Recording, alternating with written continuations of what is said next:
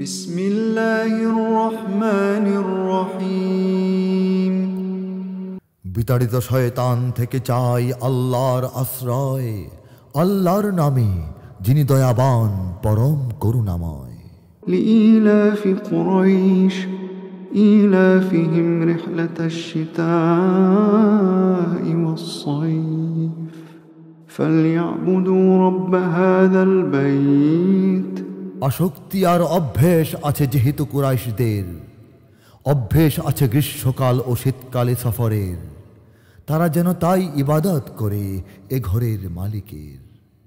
الذي أطعمهم من جوع وآمنهم من خوف। যিনি দিয়েছেন খাদ্য তাদের ক্ষুধার অবস্থায়, দিয়েছেন নিরাপত্তা তাদের ভয়ে ভীতি শঙ্কায়।